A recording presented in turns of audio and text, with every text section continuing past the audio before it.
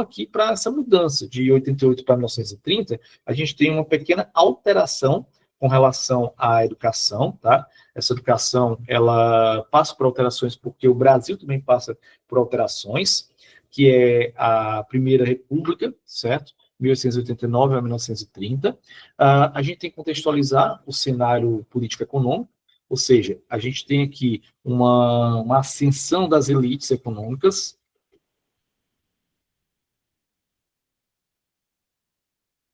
Quando a gente fala de ascensão das elites econômicas, basicamente, a gente tem que olhar para o café, e aí nós estamos falando de Minas Gerais e São Paulo, tá? O que a gente conheceu como política do café com leite, tá? Que, na verdade, é uma alusão. Eu gosto muito de chamar a atenção que a política do café com leite, tá? Que esse revezamento das elites mineiras e paulistas à frente da presidência do Brasil, depois da saída, lógico, dos militares no primeiro momento, que a gente chama de República da Espada, ela é um contexto alusivo, tá? Ele não é real. Por quê, Bruno? Porque não existia, por exemplo, como é que eu posso dizer, uma indústria de laticínios. Não existia Leite Parmalat, Betânia, Itambé, sei lá, tá? O pessoal lá de Sobral, Laça, não existia, tá? Essa indústria de laticínios, tá? O que eu tinha? Eu tinha, enquanto primeira economia, o café, economia de exportação, enquanto segunda economia, exatamente a pecuária, o gado. E aí, do gado, né, feminino do gado, que é a vaca, sentindo leite. Por isso essa relação do café com leite, por isso essa analogia do café com leite, tá? Não era necessariamente que eu tinha lá laticínios e tinha isso, tá? Então, só para você deixar claro, e que existe essa relação, que eu tenho essa relação, tá? E que ela acontecia, beleza? Essas elites, elas começaram a brigar, e aí você vai ter um processo bem interessante, porque essas elites, elas também começam aqui a sofrer um impacto muito grande da ascensão das elites urbanas liberais. Por quê? Porque nos centros urbanos de São Paulo, do Rio de Janeiro, eu começo a ter industrialização, eu começo a ter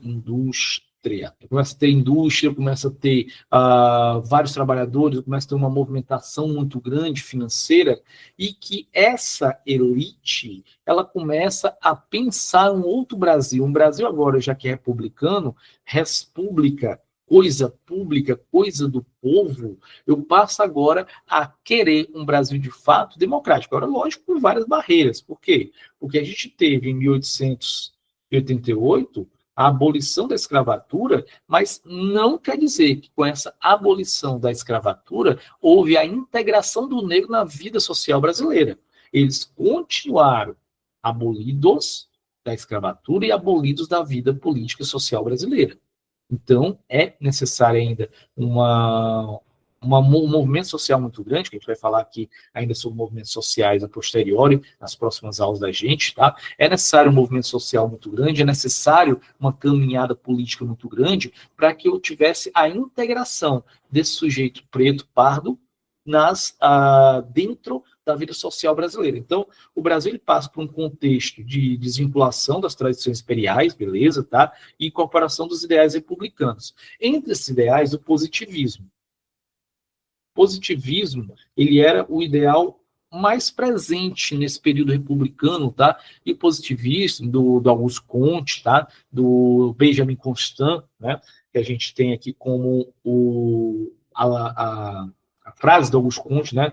A ordem e progresso, ou que adaptada do Auguste Comte virou a nossa ordem e progresso, ela era uma frase que ela era muito trazida, o pensamento positivista, muito bem aceito por essa elite urbana, mas não tão bem aceito por essa elite agrária, que ainda estava no pensamento cultural lá da monarquia. E eu tenho que pensar um pouquinho sobre isso também. A gente tem que parar um pouquinho para narrar isso aqui, porque vamos lá. Se a gente pensar, se a gente olhar, perceber, tá? Vou pedir isso para vocês, que esse sujeito, por exemplo, que nasceu no meio da escravidão, tá? Seu pai era dono de escravo, a fazenda do pai era repleta de escravos, nasceu e se criou ali, a mentalidade dele é de um escravocrata. E que em um dado momento a luz apagou, tá? A gente tem efeitos sonoros e efeitos visuais. A luz apagou. E quando acendeu de novo, já era uma república. E eu vou agora ter que libertar os escravos, e a partir de agora, esse escravo eu vou ter que olhar para ele como cidadão brasileiro, como sujeito com detenção de direitos, com um sujeito que também é provido de educação, que deve ser provido de educação, deve ser provido de todos os bens comuns a eu, que sou homem branco, criado e rico. Está errado. Ou seja, não é tão fácil assim quebrar esse olhar, essa visão, tá, escravocrata. E a gente ainda tem isso no Brasil, a gente ainda tem isso na economia, a gente ainda tem isso dentro da educação. Não obstante, a gente precisou fazer uma lei para que fosse trago os saberes afro-brasileiro e indígena para dentro do currículo nacional. 10.639, 11.645, essas duas leis que dão vamos dizer assim, a autoria, ou que dão a obrigatoriedade, utilizar esse termo legal, tá? Essa obrigatoriedade desse currículo para o Brasil. Então, beleza, vamos lá, tá? A gente tem um momento aqui bastante conturbado, essa influência do positivismo, laicidade, obrigatoriedade, gratuidade no ensino primário. Laicidade. O que é o laicismo? É a separação do Estado e igreja. Lembra que eu falei para vocês? Lá em cima, ó. Vou voltar para cá. Bem que eu falei para vocês, olha, a gente teve um período, tá, que era o tradicional. Esse tradicional por quê? Porque a gente tem aqui 1891, que eu falei para vocês que era o meu registro, tá? De 1549 a 1889, eu tenho um pensamento muito ligado à igreja. E a partir daqui eu tenho uma quebra desse pensamento da igreja. Então, por isso que a gente vem para bem aqui, ó, 1889, 1830, a gente tem aqui uma tentativa de laicização, que não conseguiu, até hoje a gente não consegue, tá? E eu não estou reclamando não, porque quando a gente fala assim, laicismo é a separação do Estado da Igreja, a gente não teria esses 10.592 feriados religiosos que nós temos. Aí seria mais sofrível a vida do professor e da professora, viu? Só para lembrar. Então, assim, se a gente tirar todos esses feriados que nós temos nacionais religiosos, a gente vai sofrer um bocadinho, viu? Então, deixa quieto. Vamos também entrar demais nisso não, tá certo? Porque eu, sinceramente, não gostaria disso, não. Vamos para cá. Então, a gente tem esse Estado, essa igreja, pensado de forma separada, tá? A educação ela passa a ser obrigatória e gratuita ao ensino primário. Aí vem o por baixo dos panos, tá? Como assim? Por que começou a se pensar isso aqui? Você vai ter, galera, uma influência muito grande, mais uma vez, dos Estados Unidos. O Brasil, quando ele sai do Império, que ele entra na República, por exemplo, nossa primeira Constituição de 1891, ela traz o nome de Estados Unidos do Brasil. Ou seja, forte influência positivista e muito mais forte influência também norte-americana. E dentro dos Estados Unidos, o que eu tinha na educação? Uma ascensão do pensamento de uma roupagem educacional chamada de escola nova. Um rapaz chamado John Dewey.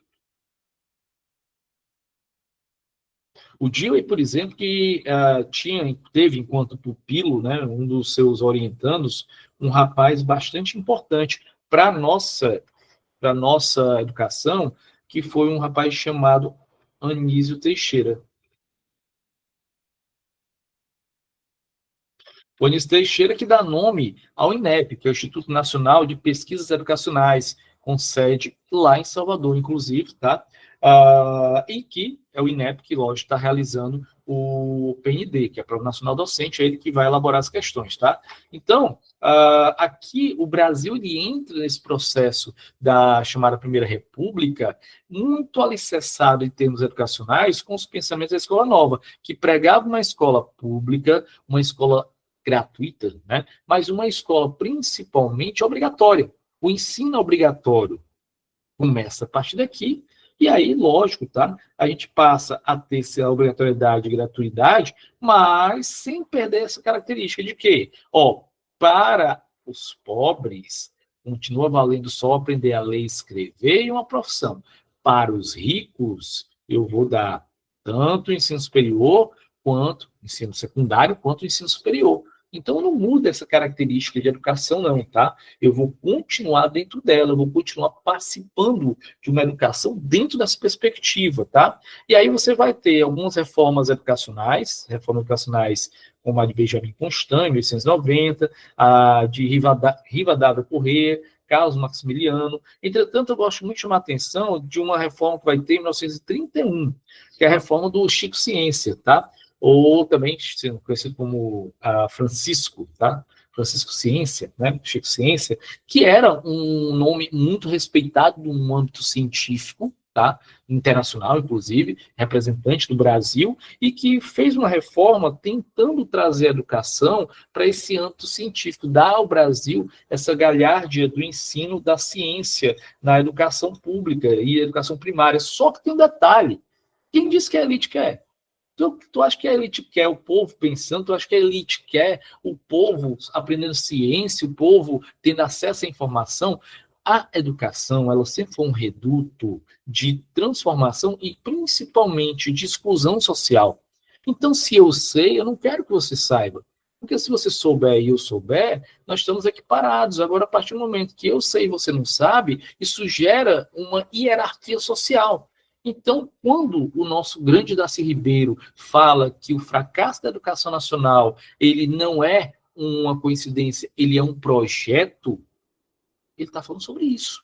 Ele está dialogando sobre isso. Olha, o fracasso da educação, ele é um projeto porque se de fato a educação brasileira, ela for dada e ela for compreendida e ela chegar a todo mundo, a primeira que roda vai ser a classe política. Primeiro a sentir a dor vai ser a classe política. E depois dela, a classe financeira. Porque imagina só, se eu entender de economia, se eu entender de financiamento, tá? Eu não compro mais nada financiado, compro tudo à vista. De fato, eu faço ali um empréstimozinho e tal, mas eu vou acumulando dinheiro para comprar à vista e por isso não pagar mais juros, os bancos quebram. Eu percebo que eu tenho aqui um processo imenso, eu tenho aqui uma relação imensa e que, de fato, tá? Dentro do contexto que nós temos, tá? Essa educação ela não vai sair muito, pelo menos a curto prazo, desse próximo, tá? Desse processo. Então, eu tenho o movimento da escola nova, eu tenho uma crítica ao ensino tradicional e uma defesa a uma educação pública, laica, gratuita e obrigatória para todos, beleza? Bom, gente, a gente vai encerrar nossa aulinha de hoje, nesse primeiro encontro que a gente teve sobre história da educação, tá? Por quê? Porque a gente vai até o recorte aqui do Império. Mas tem entrar um pouquinho aqui na República, tá? Mas não vou entrar tanto, porque a gente vai, na nossa próxima aula, nosso próximo encontro, esmiuçar cada uma das reformas, entender o processo delas e entender como elas vão dialogar diretamente com o que nós temos dentro da educação, tá? Então, galera, grande abraço a vocês, tá? Esse é o PND, como eu falei para vocês, é diferente a abordagem com relação aos preparatórios, tá? Que nós temos em concursos gerais. Por quê? Porque ao invés de fechar, ele abre. Eu preciso entrar, eu preciso entender, eu preciso contextualizar essa educação, sempre trabalhando ela com outras temáticas, possibilidades de pensamento, e é isso que a gente vai estar oferecendo para vocês aqui na nossa casa, no IB Concursos, na nossa preparação até outubro, PND para vocês, tá bom? Tudo de bom, muito bom dia a vocês, até o nosso próximo encontro, grande abraço.